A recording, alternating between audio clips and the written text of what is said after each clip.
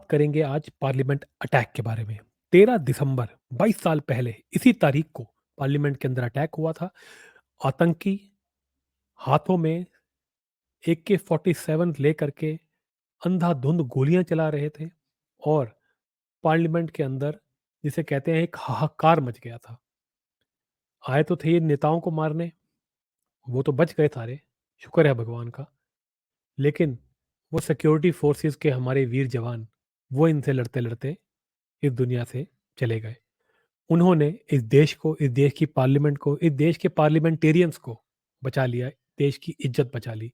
उन सबको सल्यूट है, सलाम है। आज हम उन सबको याद करते हैं जिन्होंने ये बलिदान दे करके देश की सेवा करी। भगवान उन सबको अपने शरणों में स्थान दें। उनके परिवारों को ये जो शौक है, जो दुख है, जो कि इतने सालों पहले उनको मिला है, उससे उबर सके, इसकी शक्ति दें और उनको जीवन में ऊंचाइयां मिले, खुशियां मिले, ये हम सब प्रार्थना करते हैं। आज के ही दिन 22 साल बाद यानी कि 13 दिसंबर को ये दोबारा से नाटक रिपीट करने की कोशिश की गई। इस बार पार्लियामेंट के अंदर दो लड़के घुसे। उन्होंने विजिटर गैलरी से ऊपर से कूद मारी, कम से कम 20 फीट ऊपर से नीचे उतरे और उतर करके उन्होंने इधर उधर भागने की कोशिश करी और फिर एक स्प्रे टाइप का निकाला और रंगा एक एक रंग पीले रंग का स्प्रे हवा में उड़ाने की कोशिश की। तब जी इनको जब पार्लियामेंटेरियंस ने हनुमान जो है पार्लियामेंटेरियन हनुमान बेनीवाल, उन्होंने पकड़ लिया था और उन्होंने इसकी धुनाई भी करी। उसके बाद सब पार्लियामेंटेरियंस ने मिलकर इनकी पिटाई करी और इनको जो है सिक्योरिटी को पकड़ा दिया।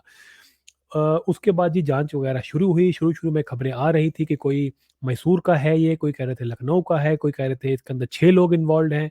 देखिए अब जो खबर आ रही है आज शाम तक, वो ये है कि जी 4 लोगों के ऊपर कार्रवाई चल रही है। जो पकड़ा गया है वो मैसूर का है।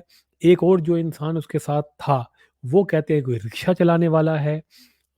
वो बता रहे हैं कि जी अ, ल कोई लखनऊ का है और उसके बाद एक औरत भी बताई जा रही है कि वो कोई कोई मास्टर्स डिग्री का पीएचडी कर रखी है उसने और एक बच्चा भी था। तो इनिशियल रिपोर्ट्स में तो ये आ रहा है कि ये सारे के सारे जो है कांग्रेस के सपोर्टर्स हैं। ये धीरे-धीरे समझ में आ रही है कहानी, या तो ये कांग्रेस का सपोर्टर है या ये उस जिसे वो कहते हैं फार्म लॉस को जो के लिए जो ये आंदोलन कर रहे थे, नकली आंदोलन, उसके अंदर जो लोग इन्वॉल्व थे या तो वो हैं या ये खालिस्तानी आंदोलन जो चल रहा था, ठीक है जी, उसके अंदर ये लोग खड़े होते हैं, ये टिकैत वाले जो है गैंग के साथ। तो या तो ये जो है हर किसी में जितने भी ये सीएए का हो या ये टिकैत का हो या ये रेसलर्स प्रोटेस्ट का हो, उसके अंदर भी जो है कुछ लोग वहाँ पर भी शामिल थे। तो कहीं न कहीं ऐसा लग रहा है इसके अंदर कांग्रेस का और ये इंडी अलायंस के कुछ लोगों का इसके अंदर हाथ नज़र आ रहा है, क्योंकि ये लोग उन्हीं से जुड़े हुए हैं। अब पूरी जब इन्वेस्टिगेशन होगी उसी के बाद पता चलेगा कि एग्ज़ैक्टली कहानी क्या है। लेकिन इनिशियल रिपोर्ट्स में ये आ गया है कि जिस लड़के ने आ करके कूद मार करके जो स्प्रे मारा है हवा के अंदर, जो ये उड़ा रहा था, ये जो लड़का है, ये लड़का अपने सोशल मीडिया के ऊपर खुलेआम ये कांग्रेस को सपोर्ट करता है डिजिटली। और ये जो है लड़का, ये अपने समझ में आ रहा है कि ये जो रवीश कुमार है और इस टाइप के जो पत्रकार हैं, इनको जो है इनकी वीडियो शेयर करता रहता है ये ऑनलाइन में। देखिए जी, ये हम आपको पहले भी बताते रहे, ये आ चुके हैं कि जितना भी ये लेफ्ट लिबरल गैंग है, ये कांग्रेस के साथ खड़ा रहता है, कांग्रेस इनके साथ खड़ी रहती है, ये इनका पुराना नाता है। और ये anti India, anti Hindu, anti Sanatan, anti Modi, ये पूरा गैंग है। और ये वामपंथियों के साथ जो है इनकी विचारधारा के साथ चलते हैं और ये उल्टी-पुल्टी बिना सर पैर की बातें करते हैं और देश के अंदर उपद्रव मचाते हैं। इनका काम ही यही है। ठीक है जी? तो ये जो लड़का था, ये रवीश कुमार की वीडियोज़ वगैरह जो है ये शेयर किया करता था ऑनलाइन। दूसरी जो एक औरत पकड़ी गई है, वो जी कह रहे हैं 45 साल की बेरोज़गार लड़की है। भैया वो बेरोज़गार कहाँ से हो गई? वो तो हर ये चाहे वो किसानों का जो ये वो प्रोटेस्ट होता है उसमें दिख जाती है वो। वो जो औरत है, वो जो रेसलर्स का प्रोटेस्ट होता है वहाँ दिख जाती है। ये तो आंदोलनजीवी हैं। ये तो जो प्राइम मिनिस्टर ने बताया था असली आंदोलनजीवी यही है। और एक और औरत आपको याद होगा जो दिखती थी, जो फेमस हो गई थी, ये उसके साथ खड़ी रहती थी। इसका नाम कोई नीलम बता रहे हैं। ये नीलम के माँ-बाप जो उसकी माँ से बात करी है, वो कह रही है जी हमारी लड़की ने जो किया ठीक किया। वो तो बाहर नारे लगा रही थी। वो जो नीलम है बाहर नारे लगा रही थी, उसी स्टाइल में जैसे जेएनयू के अंदर लगते हैं। जैसे ये सीएए के प्रोटेस्ट में लगाते थे, जैसे ये किसान प्रोटेस्ट में लगाते थे। तो ये वही प्रोफेशनल हंगामा करने वाले लोग आ गए जी ये तो इसके अंदर। इन्होंने मतलब पार्लियामेंट के अंदर वो हरकत कर दी जो 22 साल पहले इस देश के अंदर 13 दिसंबर को की गई थी, जिसके अंदर अफजल गुरु को फांसी हुई थी। ये अफजल गुरु इनका हीरो है, ये तो हम जानते ही हैं। ये जो आपको याद होगा वो नारा था जेएनयू का बड़ा फेमस, जिसके अंदर ये कन्हैया कुमार, ये उमर खालिद और ये शहला रशीद जो अब बदल गई है, ये सारे क्या करते थे जेएनयू के अंदर? अफजल हम शर्मिंदा हैं, तेरे कातिल जिंदा है, ये इनका फेवरेट नारा था। तो ये जो ये वाले नारे लगाते थे, क्योंकि वो 13 दिसंबर को ये कांड हुआ था, अफजल गुरु को उसी में फांसी हुई थी, तो आज ये अफजल गुरु का काम जो कांड किया था, ये उसी को सेलिब्रेट कर रहे हैं दोबारा। तो ये तो वही कहानी है, और ये वही लोग निकल रहे हैं अंदर से, उसी गैंग के समझ में आ रहे हैं, इनकी विचारधारा वही लग रही है। पूरी इन्वेस्टिगेशन होगी, सारा चिट्ठा खुल जाएगा, लेकिन इनिशियल रिपोर्ट से तो यही समझ में आ रहा है। ये जो औरत है, ये तो खुलेआम कांग्रेस को सपोर्ट करती फिरती थी ये वाली, और ये इस तरह के जितने भी प्रोटेस्ट हैं उसके अंदर खड़ी होती थी ये। पैसा दो, कराओ, प्रोटेस्ट करवाओ, ये तो प्रोफेशनल है। और ये कहते हैं हम बेरोजगार हैं। भैया बेरोजगार, तुम बेरोजगार कहाँ हो? तुम तो हर तीसरे दिन जाके किसी ना किसी प्रोटेस्ट में बैठे हो, फ्री की रोटियां तोड़ रहे हो। पता नहीं कितना माल मिलता है तुम्हें चाइना से, पाकिस्तान से, कांग्रेस पार्टी से। तुम्हारे तो पेट भरे हैं भाई। तुम्हें पता गरीबी क्या होती है? तुम्हें पता गरीब किसान कौन है? तुम्हारा क्या लेना देना गरीबों से, किसानों से? इस देश से तुम्हारा लेना के देना क्या है? कुछ भी लेना देना नहीं है भाई। तुम तो इस देश को लूट के खाने वाले लोग हो। ये कोई मजाक चल रहा है क्या इस देश के अंदर? और आप देखिए, आज से कुछ दिन पहले, आपको याद होगा, पन्नू जो है, खालिस्तानी पन्नू जो अमेरिका के अंदर बैठा है, उसने धमकी दी थी कि मैं इसका बदला लूंगा 13 तारीख को, मैं पार्लियामेंट के अंदर अटैक करवाऊंगा। और देखिए पार्लियामेंट के अंदर हो गया ये। आप इसको कोई छोटी मोटी चीज मत समझिए कि वो रंग उड़ा के चला गया। आप इस बात को समझिए, ये बहुत बड़ी चीज है। और आज पार्लियामेंट के अंदर इसके ऊपर पूरा हंगामा हुआ है कि जी अमित शाह को इस पे वो रिजाइन कर देना चाहिए। तो इसका मतलब है ये सारा का सारा जो है, ये पन्नू जो है, ये भी रिलेटेड है क्या? ये पन्नू, ये लेफ्ट लिबरल गैंग, ये कांग्रेस पार्टी, ये सीएए के प्रोटेस्ट में जो घुसे थे, ये किसान आंदोलन वाले गैंग, और ये जो है रेसलर्स वाला जो प्रोटेस्ट था उसके अंदर जो एक गैंग लगा होता है, ये सारे एक ही है क्या? हमें तो ऐसा ही लग रहा है, क्योंकि ये हर जगह पहुंच जाते हैं। ये कॉमन क्यों निकलते हैं ये लोग? क्या इन सब की माँ जो है वो कांग्रेस ही है क्या? ये सब कांग्रेस के पेट से जन्मे हैं क्या ये सारे के सारे? इनको क्या पोषित कांग्रेस पार्टी कर रही है? ये बात तो सोचने वाली है, क्योंकि ये सारे कांग्रेस को सपोर्ट करते हैं। ये चक्कर क्या है? तो ये तो बड़ी ही सीरियस बात है। इस बात के ऊपर पूरी इन्वेस्टिगेशन होनी चाहिए। पन्नू ने आपको धमकी दी।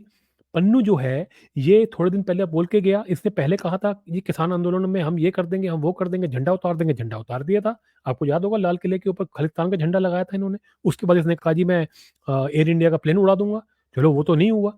उसके बाद इसने कह दिया मैं पार्लियामेंट पर अटैक करूंगा, वो करा दिया उसने। और थोड़े दिन पहले आपको याद होगा, अमेरिका ने कहा था कि इंडिया की जो इंटेलिजेंस एजेंसी है वो पन्नू को मरवाना चाह रही है, पन्नू हमारा नागरिक है। तो क्या इसके अंदर अमेरिका भी शामिल है? तो भैया इसका कौन जवाब देगा? ये अमेरिका कोई टेररिस्ट कंट्री है क्या? अमेरिका ने उसामा बिन लादेन को क्यों मारा था? क्योंकि उसने, उसामा बिन लादेन ने इनके नागरिकों के ऊपर हमला किया था। उसको उन्होंने ढूंढ के, पताल से ढूंढ करके मारा था उसको। आज तक उसकी डेड बॉडी नहीं मिली। किसी को नहीं दी उन्होंने उसकी डेड बॉडी, मार के उसको पानी के नीचे दबा दिया उसको। कहाँ है कोई नहीं जानता। तो अपने तो तुम, जो तुम्हारे खिलाफ, तुम्हारे देश के खिलाफ जो इतनी कार्रवाई करता है, तुम उसके खिलाफ ये करते हो, और जो हमारे देश के खिलाफ ओपनली थ्रेट दे रहा है, ऐसी कार्रवाइयां करवा रहा है, तुम उसको कह रहे हो हमारा नागरिक है और इंडिया उसको मरवाना चाहता है। भैया तुम खुद टेररिस्ट हो क्या? ऐसी खबरें आती हैं कि ओबामा ने अपने पूरे कार्यकाल के दौरान 180 कंट्रियां जलाई। नहीं है ये बात सच? ये बिल्कुल सच है। बिल क्लिंटन की जो बीवी है, जो तुम्हारे अंडर थी, ओबामा के अंडर थी, उसने मिल करके 180 कंट्रियों को जलाया है। क्या हम भूल जाएं? क्या हम आंखें बंद कर लें? क्या हमको पता नहीं है कि तुमने लीबिया को उजाड़ मारा? तुमने ईरान इराक को उजाड़ मारा। वेपन्स ऑफ मास डिस्ट्रक्शन के चक्कर में तुमने सद्दाम हुसैन को फांसी चढ़ा दिया। भैया सद्दाम हुसैन, गद्दाफी, ये अच्छे थे बुरे थे, बात की बात है। तुम्हें कौन हक देता है कि तुम झूठ बोलो कि जी इनके पास पता नहीं वेपन्स ऑफ मास डिस्ट्रक्शन है और उनको मार दो? लीबिया के अंदर आज भी राइट चल रहे हैं। सिविल राइट खत्म नहीं हुआ जिस दिन से वो मरा है। अच्छी खासी पैसे वाली कंट्री होती थी लीबिया, आज वहां भुखमरी फरी है, एक दूसरे के गले काट रहे हैं लोग वहां। शर्म है किसी को कुछ? ईरान इराक तो वैसे ही बेड़ा गर्क था, तुमने तो उनको धरातल में घुसा दिया उनको। तो अमेरिका क्या है? अमेरिका खुद एक टेररिस्ट कंट्री है क्या? दुनिया ये बात कहती है, तो हमें लगता है यार पता नहीं, अमेरिका तो एक डेमोक्रेसी है, बहुत बड़ी डेमोक्रेसी है, सुपर पावर है। लेकिन क्या अमेरिका की सच्चाई कुछ और है क्या? ये कि टेररिस्ट पालता है, ये खुद टेररिस्ट है क्या अमेरिका? क्या मजाक बना रखा है? और क्या ये अमेरिका, ये कांग्रेस पार्टी, ये जितने भी प्रोटेस्ट करने वाले, ये लेफ्ट लिबरल गैंग, ये सारे क्या मिले हुए हैं क्या? ये क्या भारत के सारे दुश्मन एक ग्रुप में है क्या? भैया इस बारे में पूरी इन्वेस्टिगेशन हो। और ये जो अटैक हुआ है पार्लियामेंट के अंदर, ये बहुत सीरियस मैटर है। इसके ऊपर एक बड़ी जांच होनी चाहिए और पता लगाना चाहिए कि इसमें कौन कौन शामिल है और क्या सारे के सारे लोग मिले हुए हैं। पन्नू से लेकर के कांग्रेस पार्टी से लेकर के ये खालिस्तान गैंग वाले लोग और ये किसान आंदोलन वाले लोग, ये सीएए गैंग वाले लोग, उसके बाद ये आपका जो रेसलर्स प्रोटेस्ट हुआ है, उसके गैंग वाले लोग, ये क्या सारे एक ही सिरे से जुड़े हुए हैं? इस बात का पता लगाना चाहिए। पार्लियामेंट के ऊपर अटैक हुआ है, जिन लोगों ने किया है इनको पकड़ करके इनको सख्त से सख्त सज़ा देनी चाहिए ताकि ये दोबारा नहीं हो और जो लोग इसके पीछे हैं उनको पकड़ के उनके ऊपर कार्रवाई होनी चाहिए। आज पार्लियामेंट से 15 लोगों को निकाल दिया गया है इंक्लूडिंग डेरेक ओब्रेन, लोकसभा से 14 और एक डेरेक ओब्रेन 15वां राज्यसभा का, टीएमसी का। ये सारे पार्लियामेंट में जो है शोर मचा रहे हैं कि जी अमित शाह जो है इस्तीफ़ा दें। ओ भैया, अमित शाह तो इस्तीफ़ा दे देगा, पहले तुमने ये सोचा कि किसने करा, क्यों करा? इसमें तो कांग्रेस का हाथ नज़र आ रहा है। तो क्या ये सब मिले हुए हैं ये पॉलिटिकल पार्टियाँ? इनको पता है कि कल को जब सच पता लगेगा उससे पहले-पहले ही जो है शोर मचा दो देश के अंदर। अच्छा हुआ इनको निष्कासित किया गया। इनको तो पूरी ज़िंदगी के लिए निष्कासित कर देना चाहिए, बेशर्म लोग। टीएमसी, ये महुआ मोइत्रा की पार्टी। ये महुआ मोइत्रा जो है खुद पार्लियामेंट का यूज़र नेम पासवर्ड बेच के बाहर जो है धंधा खोल के बैठी थी, देश को बेचने का। ये हमको बताएँगे कि किसको इस्तीफ़ा देना है।